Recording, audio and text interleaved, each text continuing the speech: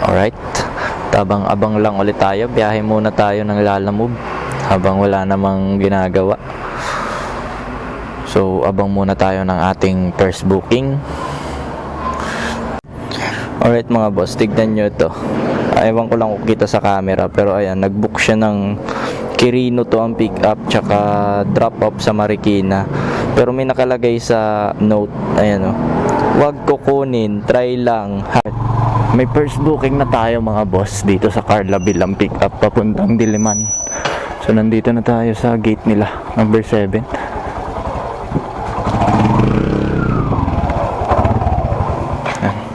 Dito na tayo. Tawagan muna natin mga boss.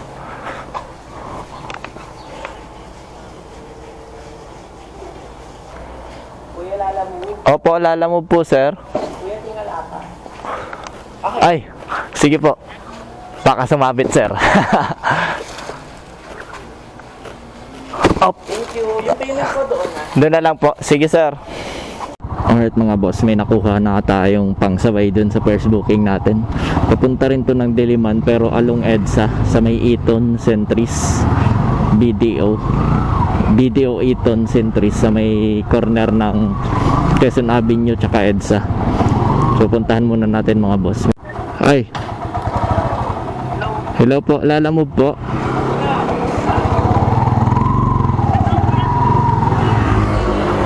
Okay, tingin na lang dito yung cold start.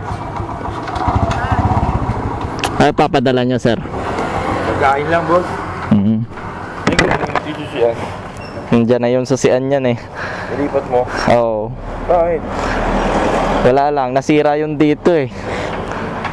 Di ba yung malaglag dyan? Centris. Pagkain lang, boss. Yeah. Ang galing ano. Ito, mga ano. Switch. Oo. Galing ano. Daddy! Nako! At ito yung kasabay natin mga boss. Nakbayaran mo si Daddy! Papuntang Centris. Nako, Daddy, wag! Kaya! Bayaran mo na! Right. So yun, malapit na tayo guys sa Eton Centris. Pag nandito pala guys sa EDSA, palagi kong ino-on tong camera ko. Kasi meron dito mga kupal na ibang enforcer na kahit hindi naman sila sure, sasabihin nila pumasok ka sa bus lane.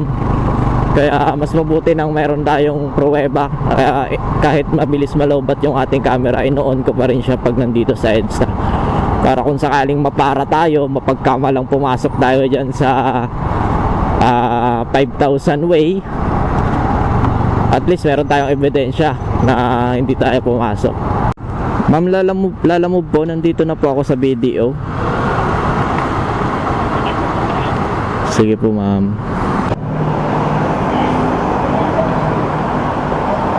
Sa inyo po to ma'am.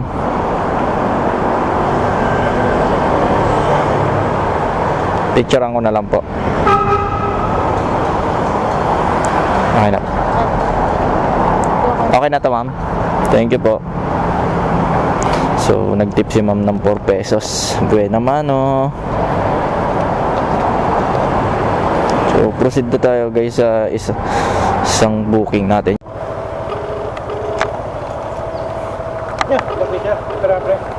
Ay wala paps, inano ko na, kinash in ko. Unang biyahe pa lang to eh. Dalawa ka lang kanina eh.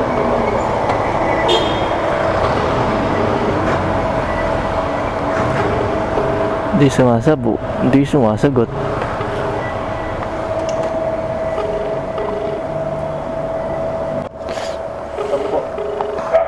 Itong problema sa ganitong mga nagbubook, hindi man lang naka-ready. Tawagan mo, hindi sumasagot. 124.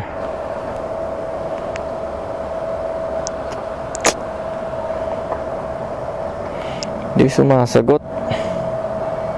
Sir Edison.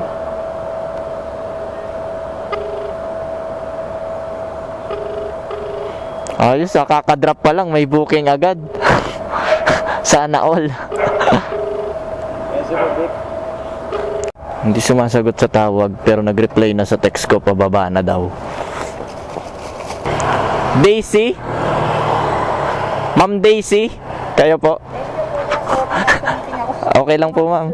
Kala ko po wala kayo dito eh. Nandito ako. Picturean ko lang po. Thank you. Thank you. Okay lang. Nasa meeting daw eh. So, okay na rin. Hindi naman ako ganun katagal nag-antay eh. Habang nag-aabang ako ng booking guys, may napansin ako dito. Ayan o. Ang hirap ng ganitong customer ang makuha mo. Ayan, Kristong Hari, Tukolyat. 93 pesos yung shipping fee guys. Ayan, 93 pesos. Pero nakalagay sa note, sukli po sa 100. Thanks po. Rider up owner, please. Thank you. So, ibig sabihin, 100 pesos yung pera niya. So, dapat suklian mo siya ng 7 pesos. Dapat meron ka daw na 7 pesos na panukli. Kung ako nagpapadeliver, yung ganun, 100. Sa bagay, di naman tayo pare-parehas. Pero kahit na. So, yun guys, may nakuha tayo. 49 pesos lang yung shipping fee. Sa Ibardulasa lang ang pick up, tapos ang deliver sa Kamuning. So, medyo malapit lang naman. Kahit 49 pesos yan.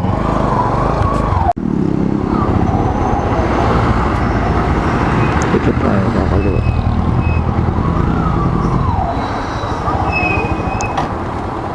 Papuntang Kamuning, ma'am? Wait lang po. Patrick, opo, Kamuning. Kano? 49.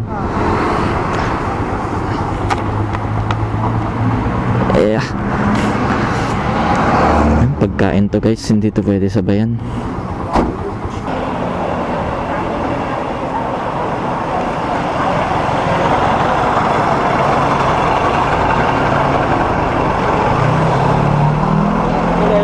Opo sir, picturean ko lang po. Okay na po.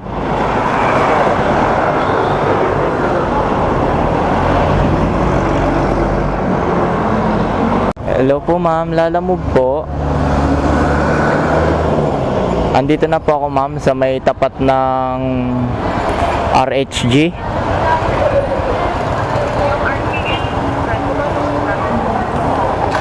RQS Insurance. Can deliver? Medical? Ano po yun ma'am? Ano po yun ma'am? Compass Driving School. Kumpa, pambila ba yun? Di ba kumpa sa baba? Oo. Sige po, salamat.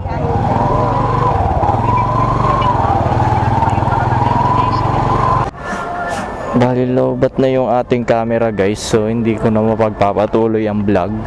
Dito ko na muna siguro siya tatapusin. Paka-pick up ko nito ng item dito na document. Hindi ko alam kung makakakuha pa ako ng kasabay na papunta ng Marikina or Santolan man lang sana. Para di sayang yung biyahe. Pag nakakuha ako, mas okay. Grabe, sobrang bilis talaga kasi malobat nitong SG5000 guys. Ang pangit niya gamitin kung pambablog talaga. Sobrang bilis malobat. Balang araw makakabili din ako ng GoPro. Para kahit pa ito. Ay, hindi kayo nag-book nito, sir? Rico Ramos. Ito lang, no? Sige po. So, hindi pala sila ang nag-book. Itatanong ko sana kung sa Ateneo talaga. Kasi bawal, alam ko bawal dun pumasok. So, yun guys, maraming salamat. At dito ko na muna patapusin yung aking vlog kasi lobat na yung aking camera. Yan nga, sinasabi ko, balang araw makakabili din ako ng GoPro. Ito kasing SG5000, sobrang bilis malobat. Kahit yung magandang battery na bilhin mo, mabilis pa rin malobat. And nahihirapan din ako syempre yung mag-turn on, turn off ka pa na gamit yung kamay, wala siyang remote eh. So, ayun guys, maraming salamat. Ride safe sa ating lahat.